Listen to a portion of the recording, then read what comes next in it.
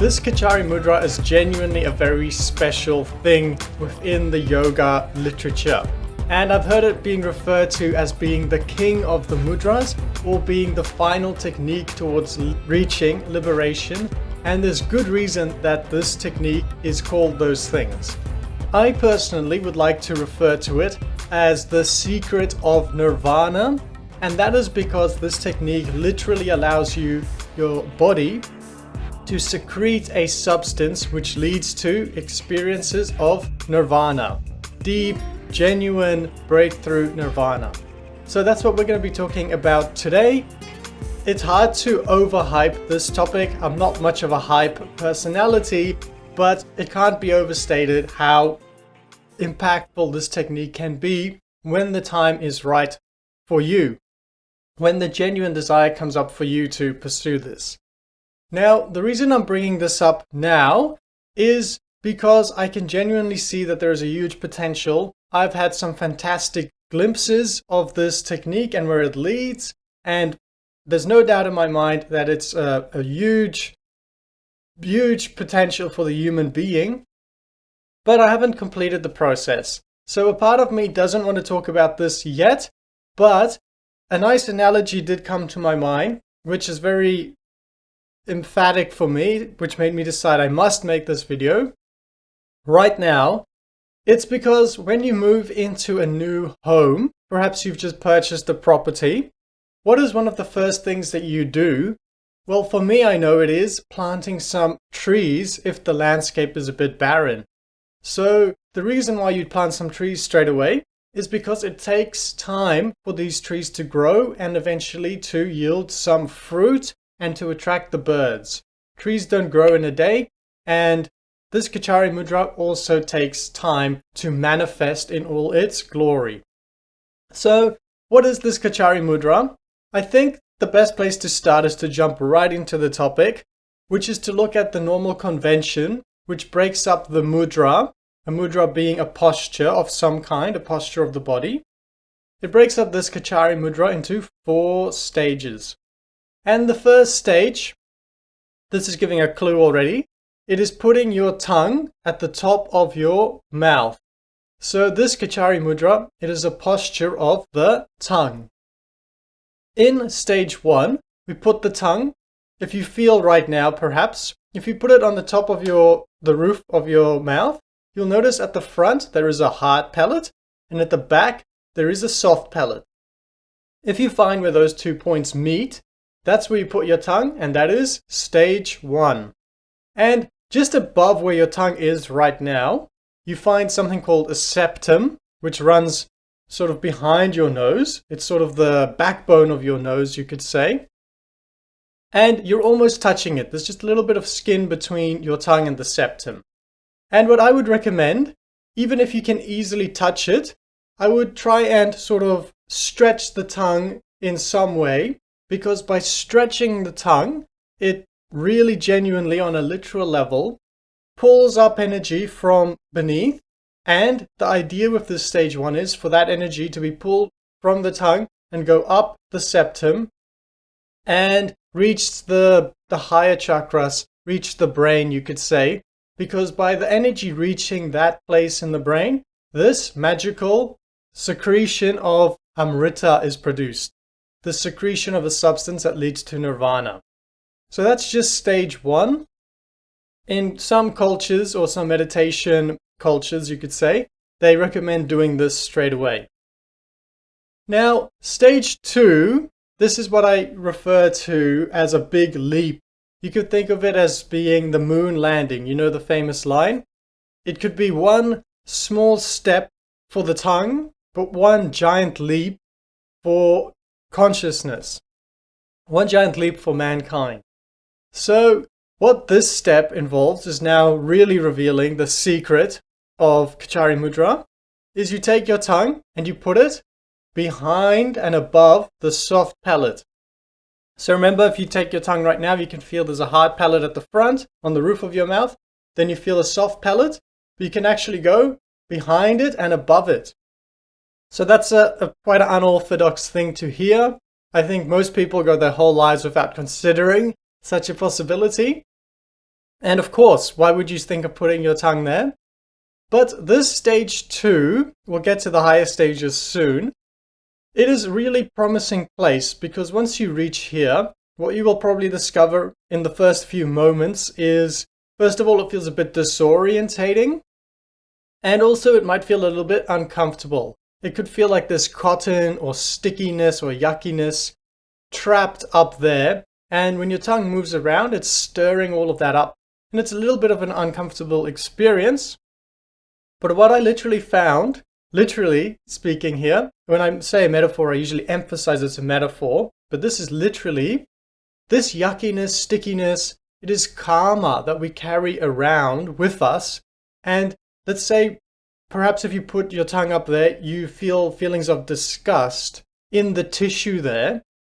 That disgust is literally being carried around like luggage with us all of our lives. And through consciously feeling these things and moving the tongue around, stirring these energies, after some time, the yuckiness, stickiness, cottoniness goes away completely, and we feel much lighter because we literally shed that karma. Okay? And remember again, if the tongue is being stretched during this process, that is bringing up energy into this area of the body, which again helps with the secretion of the Amrita. We're getting closer and closer to accessing the Amrita through stage 2.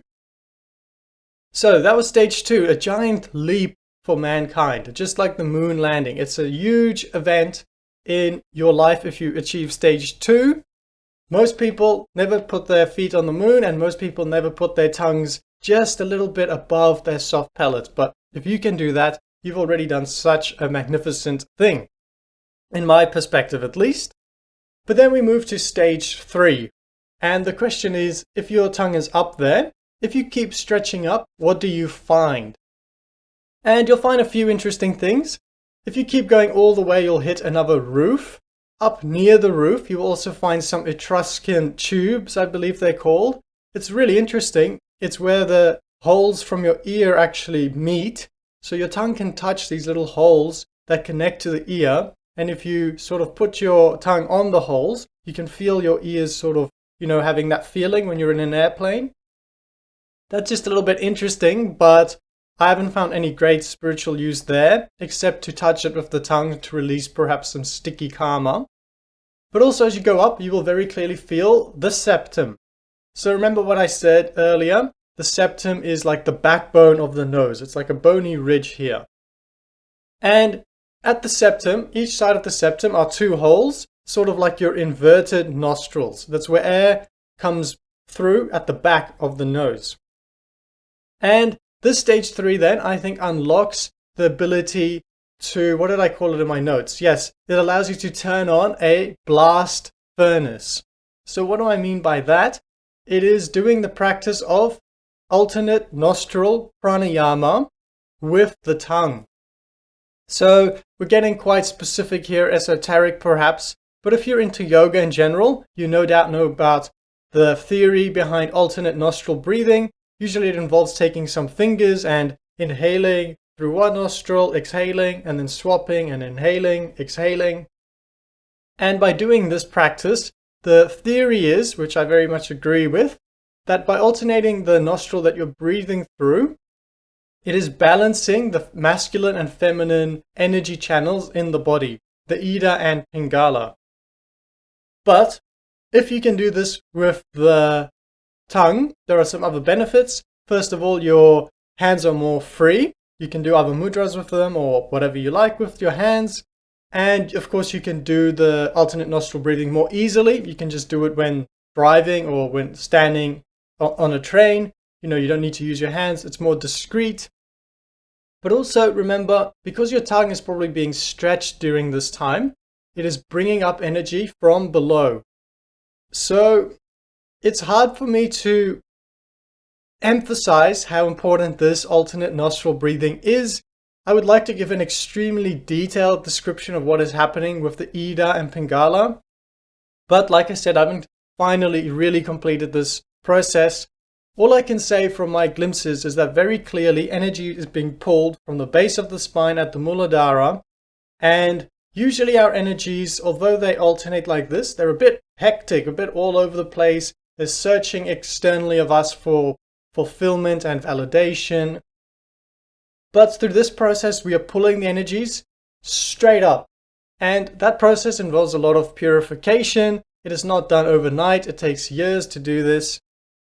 But stage 3 is really fantastic for this alternate nostril breathing. It brings up huge levels of purification, like a blast furnace, you can think of it. You know, those old-fashioned things you might have seen in the movie, I'm not sure what they're actually called, where you take a little gadget that goes like this, almost like an accordion type thing, but it blows in air into a fire. So it's something similar to that, this stage 3.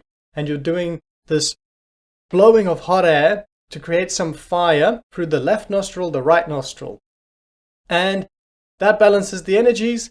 And just as a little sort of physiological interest, curiosity that I noticed, when I first started doing this, if I would check my nostrils, you can very clearly feel there's some little swollen pieces of skin near the septum, at the base of the septum. And when one of those pieces of tissue swells, I forget what they're called in this moment, sorry. When those pieces of tissue swell up, that blocks the one nostril. And this is very normal. It's called the nasal cycle, I believe, in medical literature. And what this does is it means usually one of your nostrils is blocked. And the theory behind that is that we generally cycle in life through our masculine energies and feminine energies. But by doing this alternate nostril breathing, I found to a very huge extent, it stopped being like that for me. One nostril stopped being blocked, and at all times, 99% of times, even more than that, now both my nostrils are open. So that of course has a nice little benefit of making breathing a little bit efficient, but also it's a physiological indication of these energies being balanced after doing this alternate nostril breathing.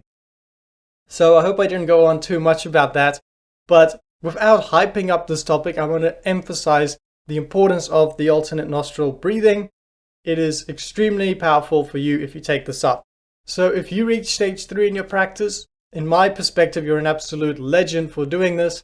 The levels of purification you're going to bring to yourself will be undeniable and magnificent for you. But now let's move on to stage 4.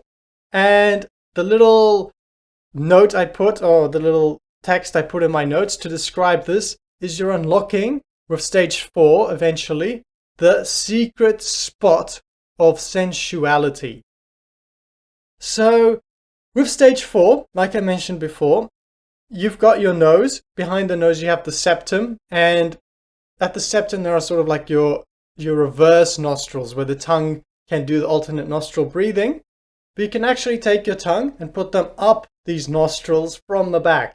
So very unorthodox, very unheard of. Most people would never even think that such a thing is possible for us to do with our tongue. Why would we do this? But what you find in stage 4 when putting your tongue up the reverse nostrils at the back is the tissue there is, first of all, when you start doing it perhaps, very sensitive but very uncomfortable. But as time goes on, you find that this tissue is very sensitive and also very sensual, even erotic in nature. It is almost like the genital areas, that, you know, that sensing of tingling and pleasure. But what I found is going up the septum, you go up and above a little bit more because it's hard to describe and there's not good pictures on the internet of this. But you have the septum, and at the top of the septum there's a roof, a hard roof, where your tongue can't go higher from the back. But if you put your tongue up the nostrils, they can go a little bit higher. And just a little bit higher than the septum, where you can reach the septum from the back, you can find right there we can call it a secret spot. And I found the trick is we want to access the secret spot by going up the nostril, touching it from the left and touching it from the right. So of course you can combine this with alternate nostril breathing and touching it from the left, touching it from the right. So what this is, metaphorically speaking now, not literally, metaphorically, this secret spot is like an apple, a sweet sensual apple. And by stretching the tongue up there, it is like the snake, the metaphorical snake, reaching the sensuality from the masculine side and the feminine side. And that releases ultimately this deep release, this deep pleasure of ecstasy, sensual ecstasy, of bliss, the secretion of amrita, and that leads to nirvana. A very, very unique experience, unlike any psychedelic I've tried, much more fulfilling and better than any psychedelic I've tried. And that is sort of where I'm at, so I can't expound on this too much. But there's also a large visual aspect to it. This substance seems like a sort of entheogen, but better than anything that I have tried out there. Better than 5-MeO malt, 5-MeO DMT, DMT, magic mushrooms, LSD. It is a really fantastic substance with not a very long life, not a very long half-life. It's sort of like DMT in that aspect. You feel great, but after 5 minutes, you come back to normal reality. But it's great, this technique, because you can access it at all times. And also through this process, a lot of purification is happening. I have not finished the purification process, and I'm sure there's going to be a lot more for me to discover yet. This technique hasn't fully culminated. I've just started to touch on this apple. I haven't fully experienced all the blessings that it has to give, okay? So the stage 4 is very important for that. Now, I just want to clarify, because I do recommend you go do some further reading on the internet about Kechari Mudra. I have heard a lot of people say that they find a secret spot on the septum about 3/4 of the way down, and you can access that during stage 3. I would encourage you to explore for that, and I have found sort of a space there, point there myself, which is like a point of silence, quiet point, but I haven't found it to be as erotic as sensual as the stage 4 point, which is actually at the top of the septum, and we get to there through stage 4, and by going up the nostril from behind, from the left side and from the right side, by balancing the energies to reach that point, that to me is much more, just in my experience, maybe I'm unique, I don't know, but to me that point is the strong secret spot of nirvana. So again, maybe I'm ranting a little bit here or going on for too long, but I'm trying to properly emphasize the importance of this, or the value of this, in a spiritual seeker's life. Because I've just had glimpses, and I can't express this too properly, too precisely, because I don't want to say false information, but there's a much deeper level here than what I'm saying. It involves the chakras, it involves the Ida and Pingala. If you've ever seen the symbolism of the Caduceus, something very, very similar to that is happening, and this process of Kechari Mudra culminates the whole spiritual process, where we literally awaken into a dimension of immortality. That is exactly what my glimpses have been telling me, and it perfectly agrees with the art and literature that has been going back thousands of years. This topic is so interesting because when you look back at famous art all over the world, you see this symbolism, and it's like it's been a secret that's been known about for thousands of years. I don't know if people have been doing this Kechari Mudra to activate it, but the Kechari Mudra is a definite way to activate this caduceus, deep, deep, deep spirituality. So I can't overstate that. But now we're going to move down to earth, to logistics, because how do you actually do this mudra? Maybe you're really talented and you can already go to stage 2 right now, but most people will find when they try this practice that their tongue is way too short. And this is why it takes years for this metaphorical tree to grow, and why I'm bringing up this topic now. Because if you're interested in it, it's good to start, why not today, sometime soon, because it's going to take years for the tongue to be stretched. That is the basic logistical challenge that we have, is to stretch the tongue. Now, there is 2 parts to stretching the tongue. The first is that the tongue is essentially a muscle, and we want to stretch that. The best way I found is to take a handkerchief, maybe get yourself a nice looking handkerchief, a silk one even, or a nice cotton handkerchief with patterns all over the place. a handkerchief you really like, and then you take that handkerchief and you milk the tongue like you would milk a cow's udder. And this process will stretch the tongue quite quickly. And what I mean by quite quickly is a millimeter or two in a month. Okay, so you're not going to stretch it a centimeter a day. That's not the point. We want to be gentle, gentle, gentle. And I find it interesting, even by this milking process, you will find that it brings up a lot of energy through the Ida and Pingala. But by milking the tongue, it's not all going to the brain so much, but at least you're stretching the tongue. Because the tongue literally just needs to be longer for it to reach behind, and then it needs to be even longer to do stage 3, and then it needs to be even longer to do stage 4. Okay? But that's one aspect, stretching the muscle that is the tongue. But there is also a different aspect, which is the frenulum. The frenulum is a word, in particular here, the frenulum of the tongue. If you lift up your tongue, you can feel there's like a tendon that ties down the tongue to the base of the mouth. And that stops the tongue going back too far. Okay? So I can't show you my frenulum because I have actually cut it off. In some literature, I believe it's one of the Upanishads, they actually call this frenulum, they call it the frenulum of death, which is a very dramatic way of putting it. But some people, you have to decide this for yourself, believe that you shouldn't cut the body at all. I don't have earrings and I don't like sort of tattoos or piercings. That's not my personality. But for me, I made the decision that it's worth it to cut this frenulum. So I need to put here in a big emphasized way so that you don't miss it. Cutting the frenulum is a dangerous process because there are big veins, big arteries, big blood vessels at the base of the tongue. And if you just go cutting willy-nilly, you can cut those arteries and a lot of bleeding can happen. You could potentially die. I'm not a doctor, but you'll definitely need to be rushed to the ER if you cut those big blood vessels. And that's not something we want. So the technique I used to cut the frenulum is to take a scalpel, like I'll put on screen now, with a nice long handle. And what you do is, once a week, you cut the frenulum by the width of a hair. A tiny, tiny cut right on the frenulum only. A little snip. And every week you do that, and you cut at the same spot every week. As soon as you cut it, you put some turmeric on there because that has antibacterial properties. And then over time, over months and years, the frenulum gets smaller and smaller until it becomes unrestricted.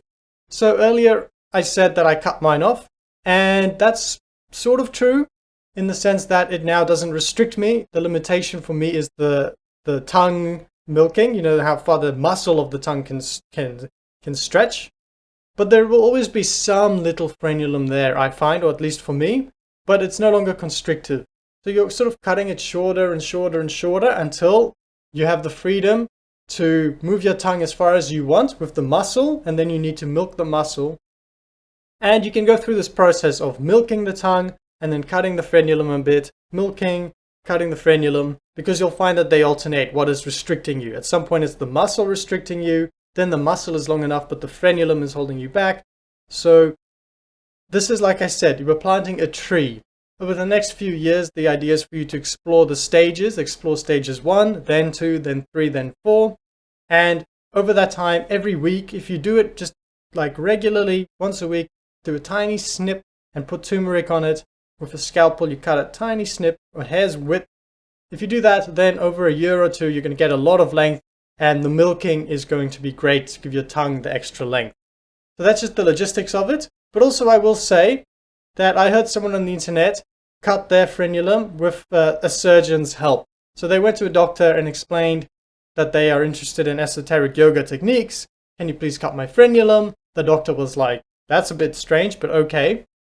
And then the doctor cut the frenulum, and this person on the internet, he says it went well. It was an easy process. So that's another option for you. You could go to a medical professional, have them cut the frenulum if you want to cut it all.